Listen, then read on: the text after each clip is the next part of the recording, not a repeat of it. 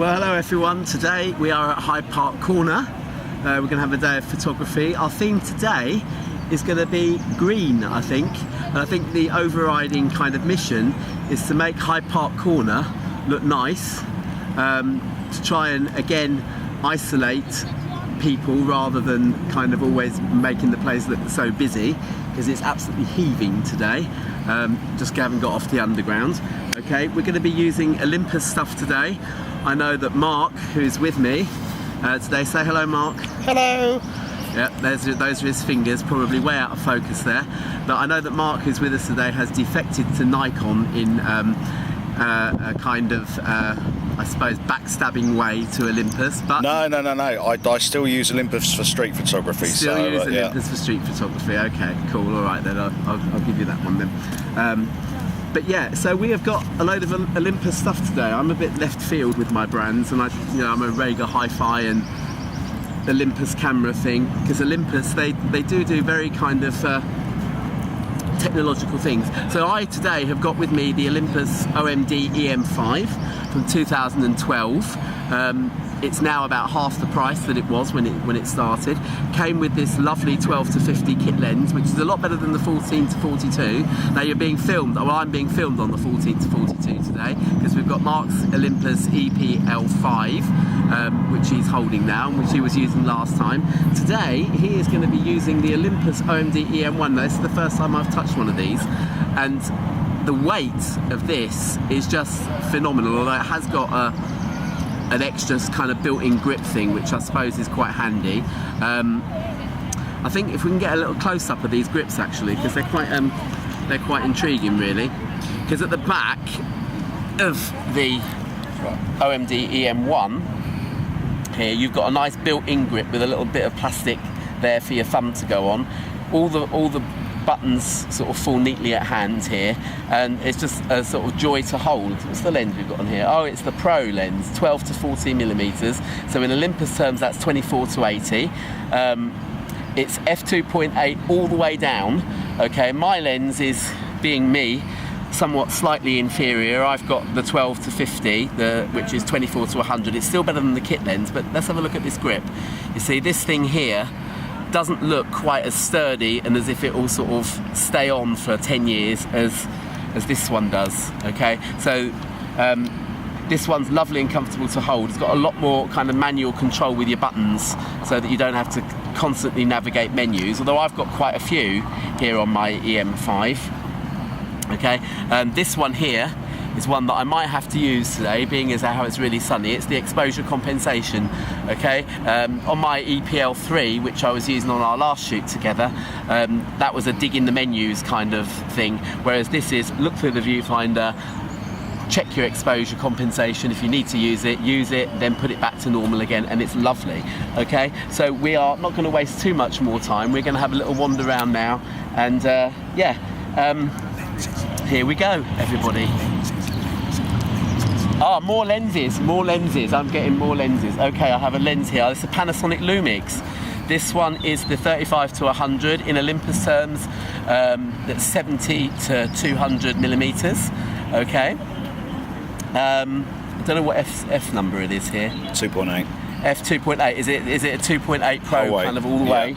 Yep. And what's the other lens you've got in here? You've got three, haven't you? No, we've got the 14 to 42 on the Olympus EPL5 that's filming us now. Okay, so I'll wrap up this segment of video here, and away we go. Okay, so let's pop that in your bag just for a second, and we'll see how we do. Okay.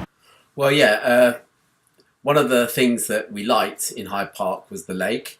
All sorts of things going on there. I've got a couple of reading shots to show you. This is Mark's. He liked this photograph. I think there's a chink of light from the book that's reflecting on his nose, which he liked. You have to zoom way in for that, I think. But yeah, very peaceful shot there. And he actually looks like he's going to fall into the water. It's very... he was using his zoom lens there, the 35 to 100 zoom lens, to get that. In fact, I think all of his shots today are on that zoom lens. As you can see, very creamy backgrounds, lovely wide apertures.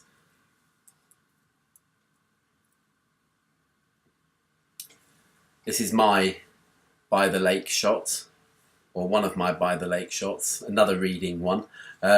This girl's red woolly kind of intrigued me. The red and the blue there of the bag and her shoe and her jeans. And yeah, just a lovely, peaceful photograph. I think if I were to do that again, I think I might crouch down a bit to get a little bit more of her in, a bit less of background, and to kind of drag you into the scene a little bit more. Hyde Park was full of lovebirds. Here are two of them, shot close up by Mark. Very nice. Lovely bit of connection there between the two of them. Look at their hands. As we were walking along by the lake, some horses from the Hyde Park stables came along. Now I took 2 shots of different sets of horse riders. This one I absolutely love because of the expressions on their faces there. The 2 adults there smiling because they know their photograph's being taken, because I actually shot them a bit further away as well and then waited for them to come a bit closer. The girl is like, "What are you smiling at?" I'm not sure about the lamppost. I think the lamppost adds just a little bit of life to it, but then again, does it really? It's like an extra head, really. But yeah, I think it's a lovely photograph. Another one of mine here. Bit of serenity. Doesn't quite fit within the brief. It's not quite as green as I would like it to be, but I still love it. It's a bit of serenity going on there, with these 4 people on the bench and another person walking past in front of them to make 5. And I think the odd numbers generally look more artistic than even numbers, because I had 4 people on the bench. I had to wait for another head to pop into view. Yeah, well, we've been wandering around for, I suppose, about an hour now. We've done some panning shots, or tried to do some panning shots. It's a very bright day, so you can't get really slow shutter speeds, or slow enough shutter speeds to do decent panning shots. So we'll see how those come out. We've done the lake. We haven't found anything particularly within this green theme. We'll have to try and work that one out, I think. But yeah, we're having a nice time. I've got the Olympus 12-40 on my camera. Very, very nice. It's lovely having an f2.8 depth of field all the way when you zoom, because the kit lens that comes with this has only got a f3.5 to 5.6, which I didn't say in the introduction part of the video. So yeah, this is a lovely, lovely, lovely lens. Mark's got his lovely, what is it, 80 to... 35 to 100, so 35 to 100, 70 to 200mm lens on, which gives him some lovely close-up shots. So his will be close-up, mine are more environmental, I think. Okay, all right. Well, we're going to go and try and find, I think, Speaker's Corner and a few other places, and we'll see you later on. Okay, bye. Well, as Mark said, we're here in Hyde Park. The theme is green. We are struggling, as I say. The lens I'm actually using at the moment is the 35 to 100 f2.8. It's had it on a Canon, or the Nikon equivalent would be the 70 to 200. So this is actually a Lumix one, made by Panasonic. What I am noticing is the amount of people here with cameras themselves as well, and they're not just run-of-the-mill cameras. We're walking around, we're seeing the big lenses on a lot of these cameras that we're using. So it's actually quite nice to see that, you know, people are getting really into their photography and everything. With the future, there are rumours obviously of a new Olympus coming out early part or later part of this year. What we would like to see is full frame, 35 megapixels perhaps. I know on the EM5 Mark II you've got, I think it's up to 40 megapixels, but you've got to put it on a tripod to get that effect. You've got to take loads of shots on it as well. It's like an 8-shot thing, isn't it? Yeah. to stack your shots basically. So, but I think Olympus are missing the trick. But yeah, we're enjoying it here. It's nice. Of course, these cameras they're so light. I've got a little grippy thing on here just to make it slightly bigger because my hands are a little bit bigger than I first thought they would be for this camera. But yeah, we're having a good time.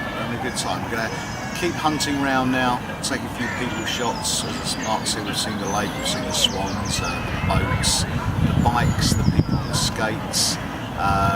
Yeah, it's a good day. You could just do with it being a little bit less bright. A bit of cloud cover wouldn't come amiss. But yeah, so yeah, we'll do a little bit more in a bit. As we were wandering past the Serpentine again, found the little rowing boats as well, and here are a couple. I took a photograph of these as well. I called mine, you can see it on Flickr, I called mine Role Reversal, because he was taking a photograph of her while she was doing the rowing. Now it's even more role reversal because he's doing absolutely damn all and she's doing all the rowing and she's working very hard at it. I hope that was an agreeable arrangement for them. But yeah, I just thought that was a bit funny.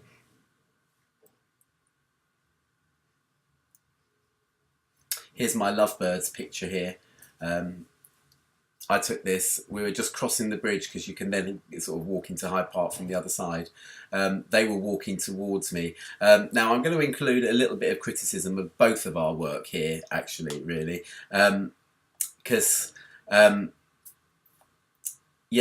my one here, because they are walking towards me, there's an nth degree of sharpness which isn't quite there. And I needed a faster shutter speed, and I needed to perhaps stand still to take that photograph, really. I'm walking, they're walking as well, but there's a lovely connection between them again. Look at their hands, look at her little daisy there. It's really, really sweet, and yeah, it's one of my favourites. And I think it's one of Mark's favourites that I took as well. So yeah.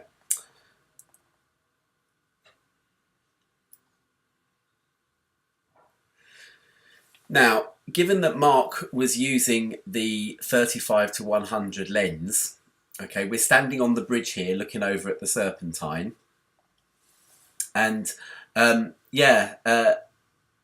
what that lens has done is it's taken all of the action that was on the Serpentine and kind of compressed it, which makes it look very, very busy. In fact, it was busy. But when I first saw that, I thought, blimey, I don't remember as many boats on the lake as that. But yeah, that's partly, I think, down to the lens and how it's compressed everything, which makes it look lovely. I think it's a really nice picture. But yeah, it's a lovely effect with a zoom lens.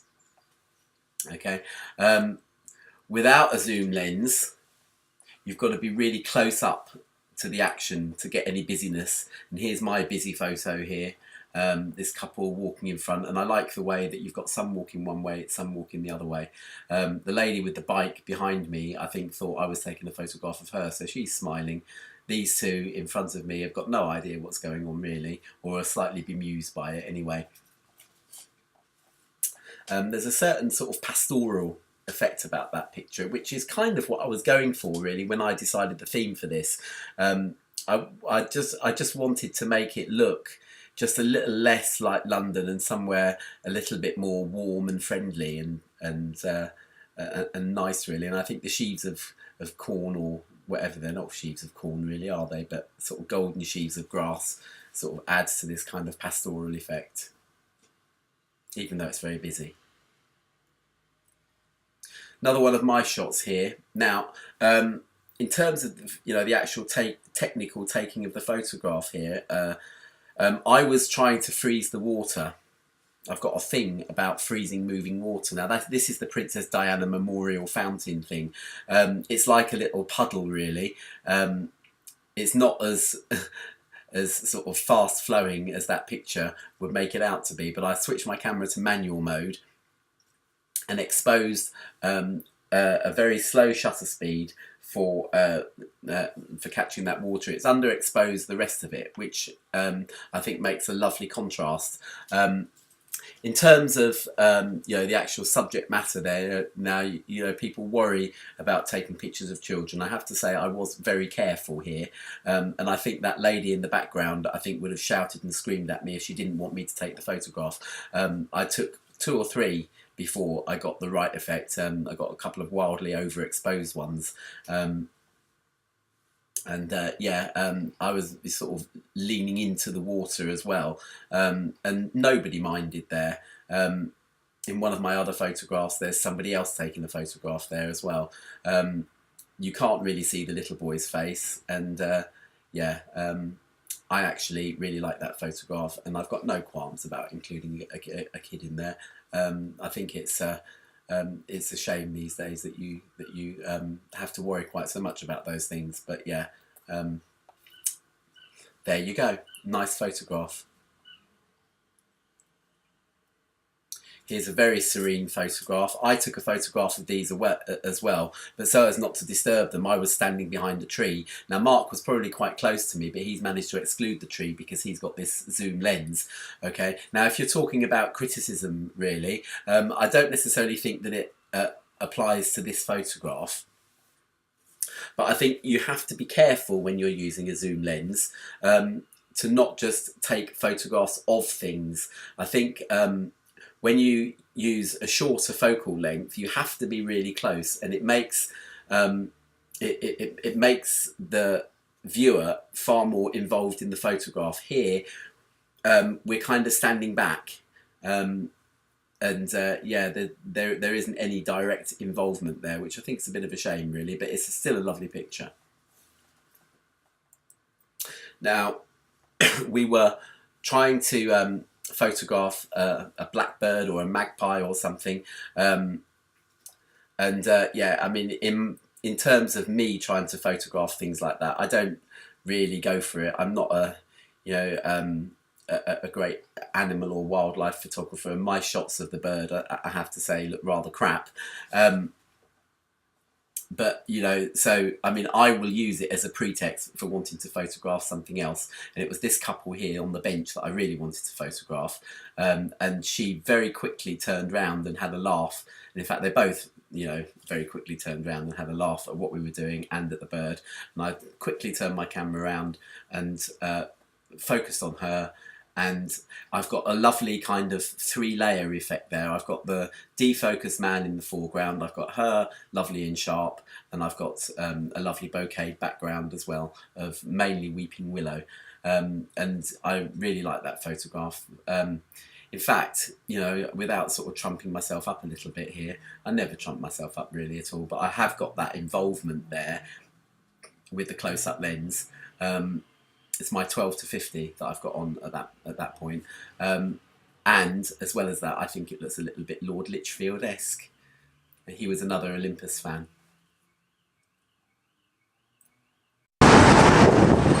You ready? Go for it. We're videoing, are we? Yeah, we're videoing. On that case, yeah, we're had enough of Hyde Park, the green stuff. We want concrete now. Yeah, we're on concrete. Heading up to Piccadilly, just waiting for the lights to change. You've got the Ritz Club just there. It's a camera after all. Yes, heading up towards Piccadilly, then probably Leicester Square after that, and then we're off. But the lights are green, so we're off now. See you in a bit. Oh, come on, Paul Daniels.